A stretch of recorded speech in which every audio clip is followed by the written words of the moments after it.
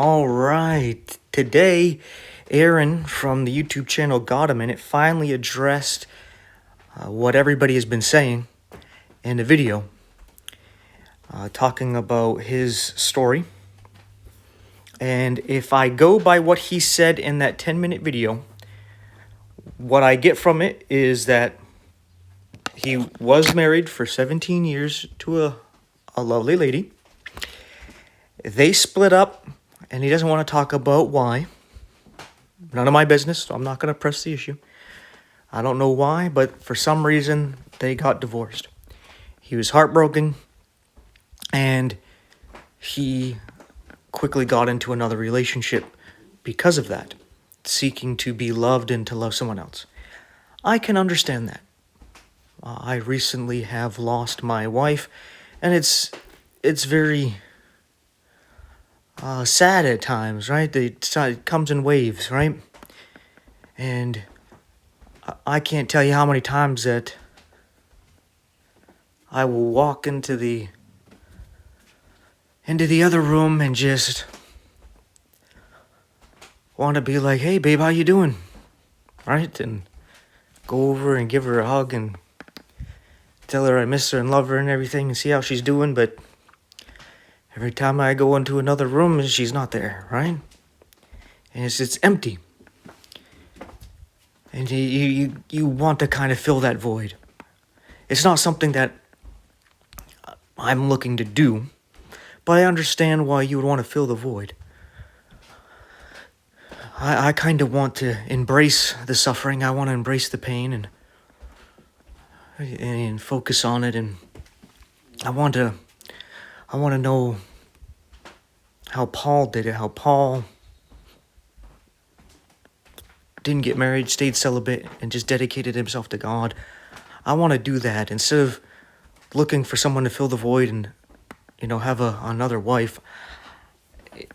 I want to be that wife to God. And it sounds very weird, but I understand that's my role to God. As a man to God, my role is as a wife, and it's weird, it's uncomfortable, and weird to say out loud, but it is what it is. And even though it's awkward and uncomfortable to the flesh, that's my heart's desire right there. And so that's what I focus on, right? But I understand the flesh, and the flesh calls out, right? And the flesh wants a physical presence there. It doesn't want to walk by faith. It wants to walk by sight. And you miss your wife. You want her to be there, but you can't have her there, right? So you go for somebody else. I completely and totally understand, right? And from what he presents in the video, they were together roughly 2.5 years, but they never got married. It seems as though they looked to get married legally, but they couldn't do so because he's Canadian and she's American, and I don't know what she would have to do to get married according to Canadian law, but he would have to come to America and live in America for 2 years before they could actually get married or the marriage be official, right? And since they couldn't, from what I get from what he's saying, since they couldn't actually get married legally according to the state of Canada or the United States, that's why they split up, right?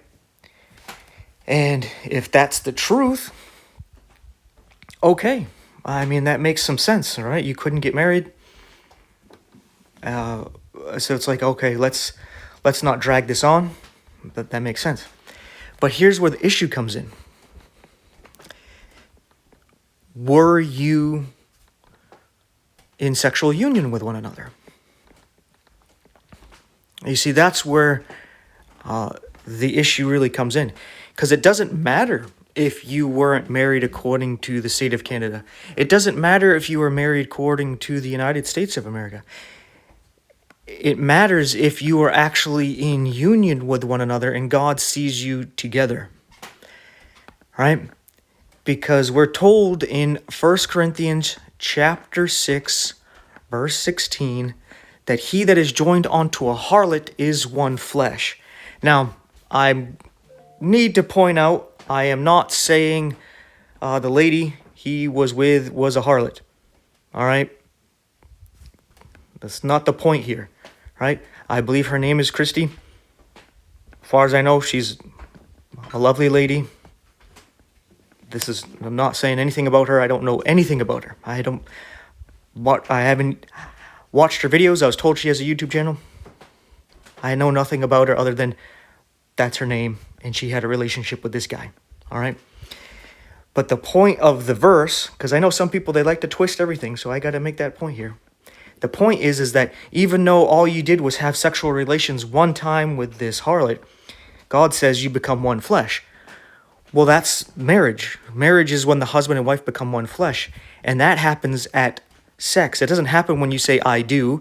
It doesn't happen when you say, will you marry me? And you say yes. It doesn't happen when the government signs the papers. It happens as soon as flesh meets flesh and you join together in that union. Right there, you're married. Right?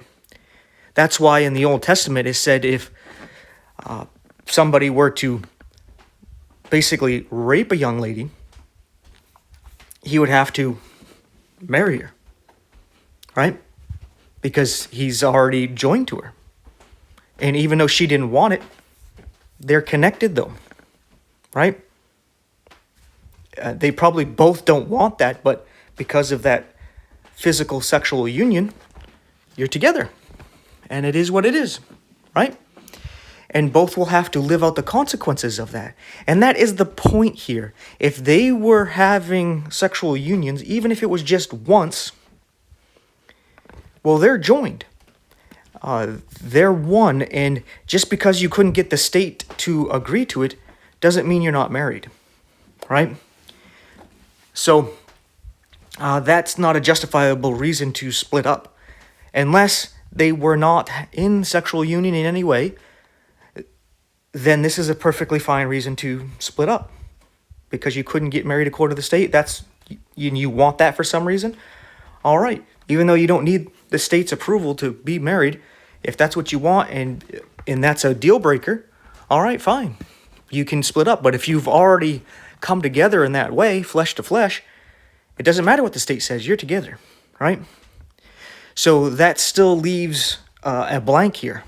In other words, a justifiable reason to split. And this is where I'm not going to pry, because I don't know the details. He didn't give any detail, and I don't know her side of the story. But I'm going on this limited information. So with this limited information, there's something missing, right? Because if you're coming together in sexual union, it doesn't matter if, okay, you're not going to work out. It doesn't matter. All right? It does not matter. Because you've already joined. There's consequences to that.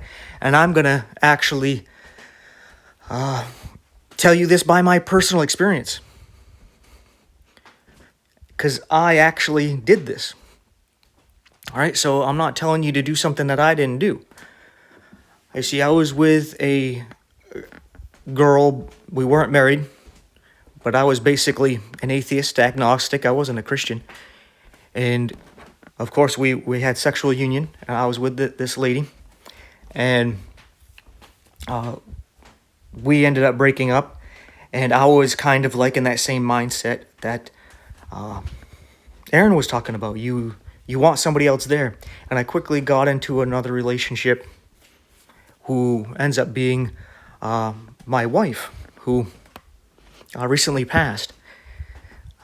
We got together. I was, like I said, basically atheistic, agnostic. But she was a Catholic. And we got together. And of course, we ended up having premarital sex and whatever. So we were joined. And after we were together for a little while, I had my strange experiences. My conversion well, the start of my conversion events happened, and I ended up becoming a Seventh-day Adventist.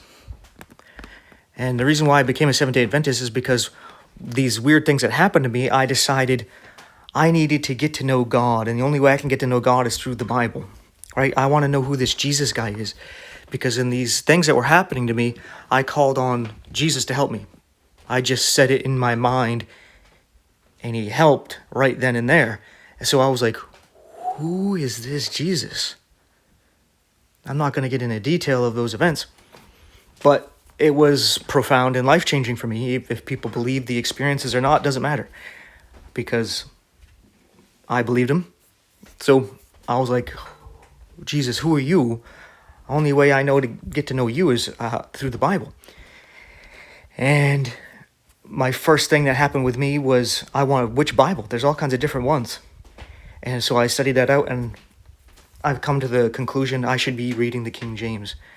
And this is not a King James only video, but I was like, all right, I'm going to read the King James. That's the one I'm going to read to get to know you. So that's what I started doing. And the first thing you really start to pick up on when you start from the beginning of the Bible, you read about the law, right? And the judgments coming by not obeying God, like eating from the tree of the knowledge of good and evil, the punishment that came quickly after that, the flood, right? The law coming down at Mount Sinai, and then the curses for not following it, right? So that law really hits you hard when you come from a state of a clear slate of Christianity, and you start reading the Bible. You're like, whoa, God is pissed because we are rebellious and disobedient and don't really care about him whatsoever. So what drew me to the Seventh-day Adventists was that Ellen White would preach using the King James. And I was like, oh, that's awesome. So this church preaches to use the King James. And they were saying we need to keep the law. And I was like, yeah, that's the impression I'm getting. So that's what drew me to it, the Seventh-day Adventist, was those convictions that I first started off with. And then since I wanted to be a good Christian, even though my wife was Catholic, and, we had a kind of a rocky relationship, I was like, it's the right thing to do to just officially get married, even though I told her that, even though we're not married according to the state or anything, it doesn't matter. It's just papers, right? We're still together. But more for her sake and for the sake of just doing the right thing in what I thought would be the right thing to do according to the law, I was like, okay, let's get officially married, all right? According to the state. So that's what we did, right? Even though it was unequally yoked because we didn't have the same beliefs, right? And we were, but at the same time, we were already joined together, right? So what God has joined together, you don't separate, right? So that's what I did, right? Even though it was a conflict, because it was like we don't quite mesh, like the odd couple. Because I was like basically an unbeliever, you're Catholic, and now I'm Seventh-day Adventist, which is completely anti-Catholic, and you're Catholic, all right? But we did it anyway. And then over time, God humbled me where I ended up accepting the gospel. And then over time humbled her where she ended up accepting the gospel.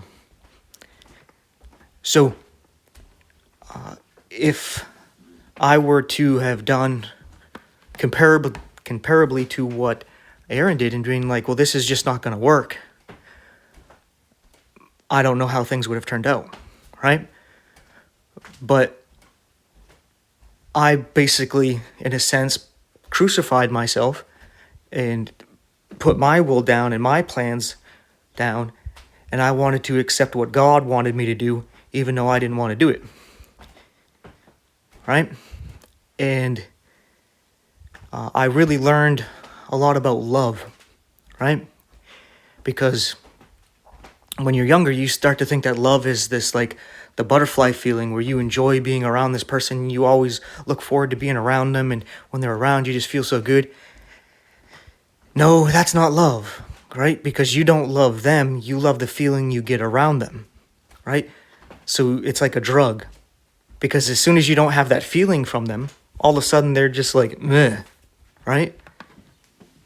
So it's not them that you really love, it's this feeling you get. So you love the feeling, not the person, right? And then I started to learn about how love is a choice, right? Because when those butterflies go away, you see all the red flags, you see all the flaws, right? Yet you choose to love the person anyway, right? And this had obviously the relationship with my wife had a profound effect on me there, and it had its rocky moments and everything, but by the end, the last few years, I don't know, 5 years or so, maybe a little bit longer than that, we were really started to come together and gel together, right? It took time, but it worked out, right? Just sticking to the Lord and praying, and even though at times we would be butting heads about it and probably praying opposite things, it still ended up working out in the end, right? It just took some time. God was using each one of us to work on one another, right? Ironing, sharpening iron. God was using me to sharpen her. God was using her to sharpen me. God was using me to heal and guide her, and God was using her to heal and guide me, right? And we just didn't quite realize what was going on. And in hindsight, I can see it now, right? So from my personal experience there, I'm not worried about putting too much detail online. Kind of like what Aaron was saying in his video, God's going to open everything naked and bare, and everybody's going to see it all anyway, right? I'm not worried about it, because sometimes when you put a detail like this about it, about your personal life, it helps separate the wheat from the tares, right? Because the good people, they're just going to learn from what you're telling them. They're going to take it and understand that you're using it to teach, and they're going to do their best to learn from it. And then, that's that. But then the tares, they're going to use that, and they're going to try to weaponize it against you, or use it to mock and scoff you, right?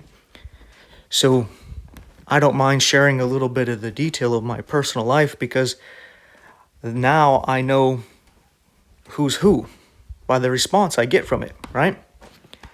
It's not a guarantee. Some people are better at hiding than others, but it helps out, right? And if somebody's willing to do something like that and use it against me in some way, well, I have no problem dealing with the blessing they give me by insulting me and mocking me and scoffing me. That's how I see things now, all these different attacks in different ways.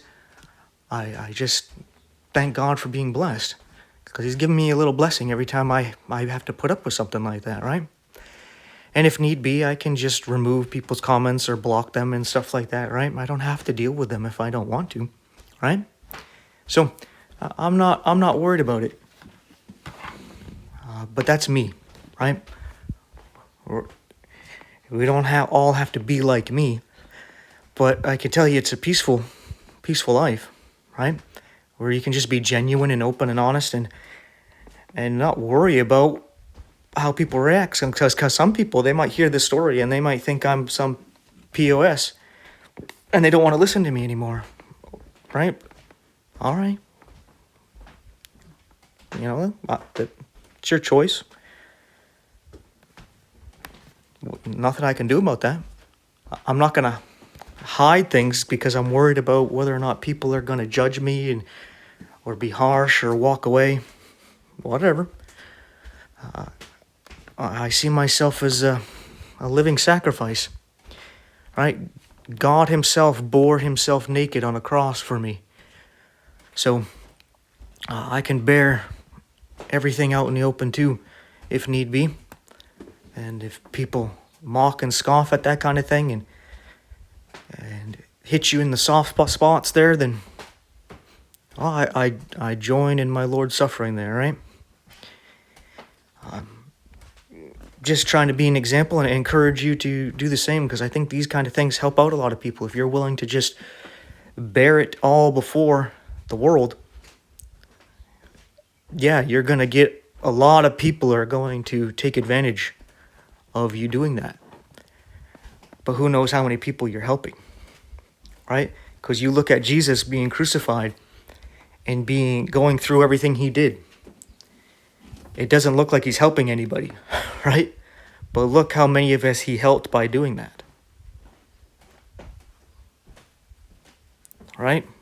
We don't even know exactly how many, but we know you and I were helped from that. But while he was going through that, it didn't look like anybody was being helped. Right? So, yeah. I know it's kind of getting diverted from the subject here, but that's my thoughts on it.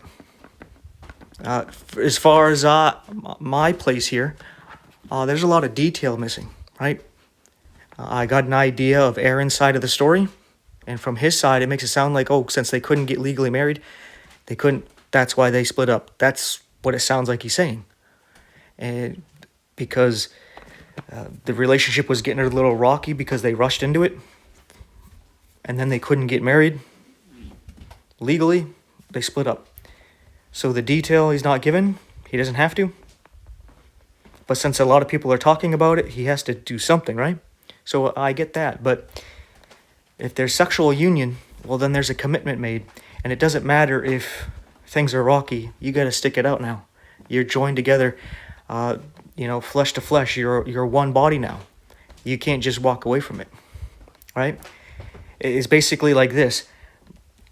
I got my body here. My soul is joined to my body in a holy matrimony here, right? My body sins. I can't just walk away, right? I'm fighting with my body. My body wants to do these sins, but I don't want to do them. I can't just walk away. I can't just off myself kind of thing, right? I can't divorce my body. God has joined us together. Let no man separate it, right? Only death do us part. And that's how it is. And it's an awkward relationship. It's not a fun relationship. It's an awkward relationship. But it is what it is. And you need to take it as you being a living sacrifice and a lesson. You're going through this because you're to learn from it. You're to grow from it. It's used to prune you, to chisel you, to humble you. It's not used to give you an easy, comfortable life where you got the butterflies and everything works out, right? It's all messed up because God is teaching you a lot of things. Usually it has to do with self-denial, self-sacrifice, and to just grin and bear a whole lot of stuff, to not expect to have anything good in this life, to be willing to let it all go, right? There's a lot of lessons that we can learn from relationships. The relationship with our soul, with our body, our relationship with our spouse, our parents, our siblings, our brothers and sisters, our friends, and so on and so forth. And you can't just split up. But I don't know the details. I don't know the details. All I can do is speak vaguely. So I'm not going to sit here and condemn either one of these people here because there's stuff I don't know about. I don't know if one of them cheated on the other one. I don't know if one of them was physically abusive. I don't know if one of them is just really emotionally manipulative and abusive.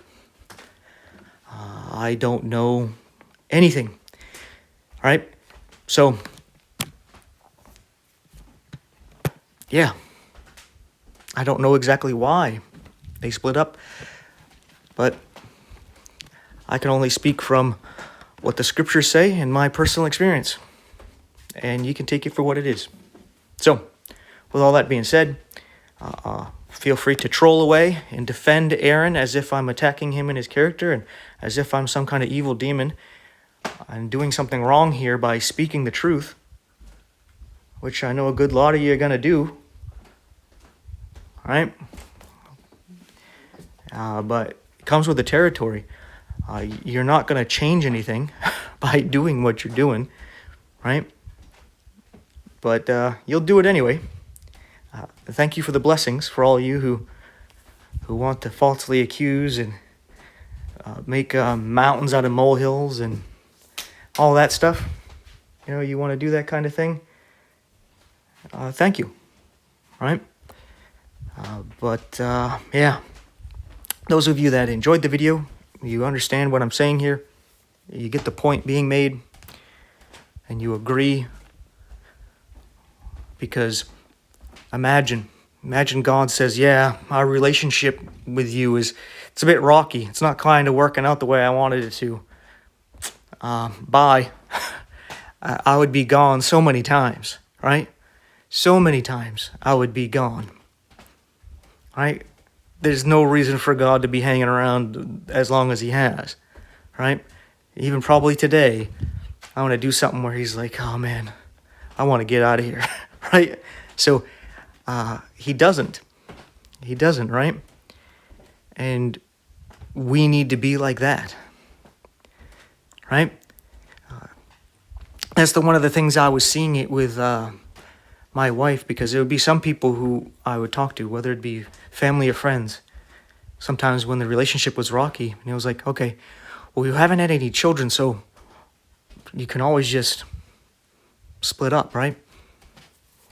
And even my wife would sometimes say, oh, you could find somebody else who's like a believer or something like that, right? And my mindset was always like, you know what, unless you leave me, I'm not going to do this, because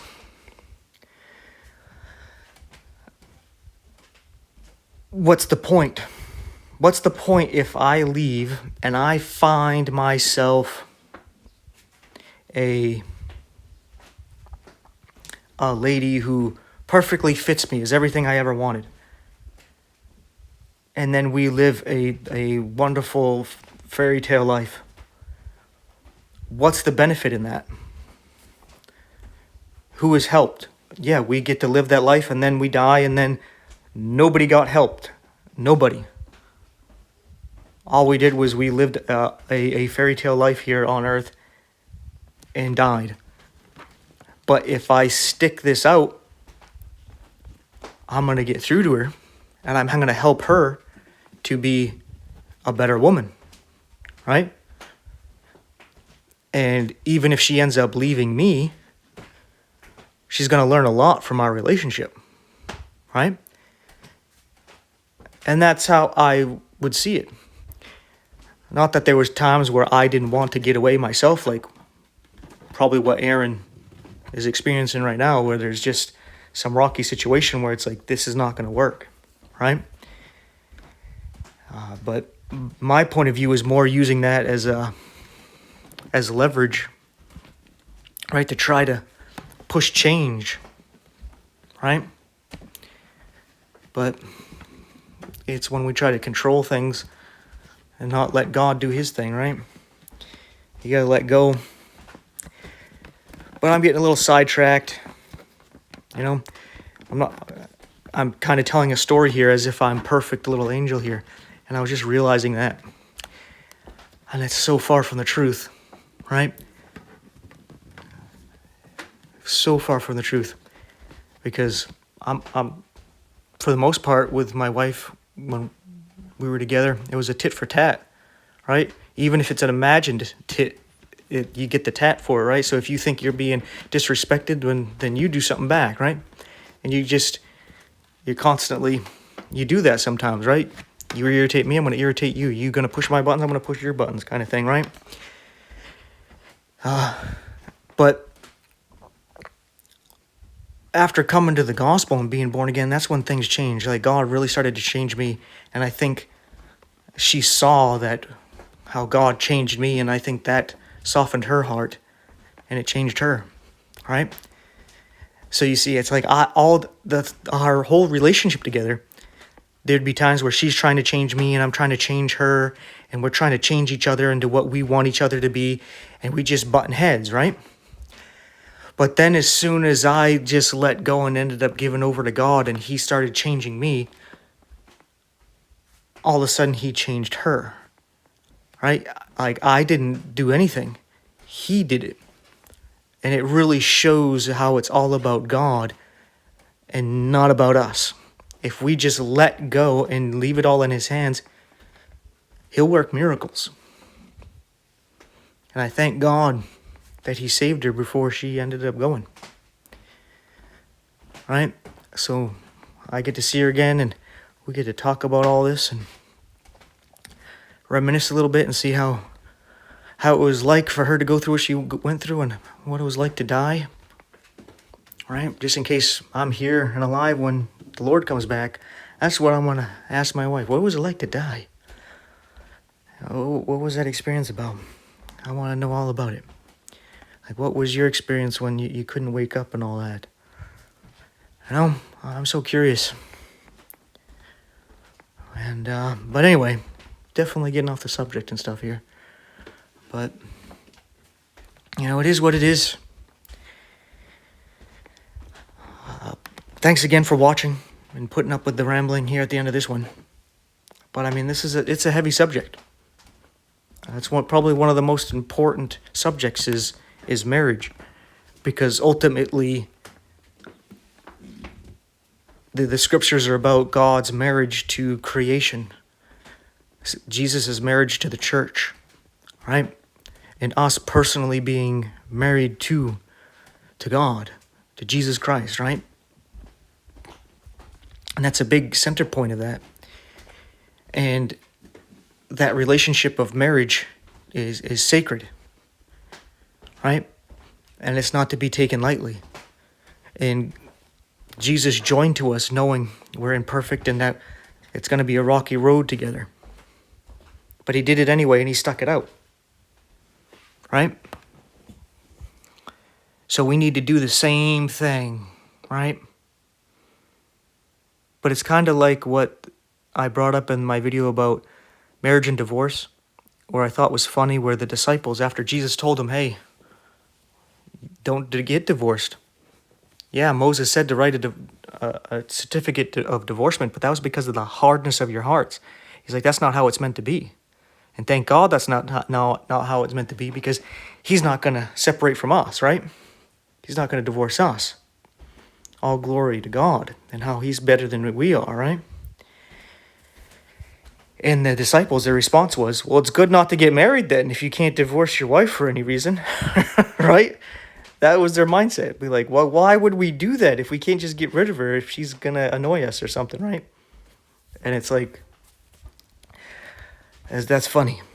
I don't know about you, but I thought that was funny. I don't know if women thought it was funny, but I thought it was funny. But, yeah. So, I'm trying to end the video. Sorry that it's not ending. But, yeah. If you enjoyed it, please take a moment to pray to our Heavenly Father that He helps reconciliation, between men and women, especially in Christianity, so we can show good examples of marriage, good examples of Christ, right? But at the same time, if our spouse doesn't want to be with us and they want to leave us, that we shouldn't force them to stay with us. We should try to reconcile and bring them back. But if they want to leave, let them go. Right? I count that as them divorcing you and you not divorcing them. Right? But, yeah. But anyway. With that being said, if you want to support the channel, please like, subscribe, hit the bell icon, share the video, share the channel, interact in the comments section. These things help out a lot, and please pray that God not only brings reconciliation, but He helps us to be, good spouses to Him, to his Son, and that he protects us and provides for us and keeps us going until he comes and gets us. And if you are a cheerful giver, there's 4 ways you can support in the info description box if you so choose to do so. That would be greatly appreciated. So, with all that being said, thank you so much for watching. Take care, and I'll see you in the next one.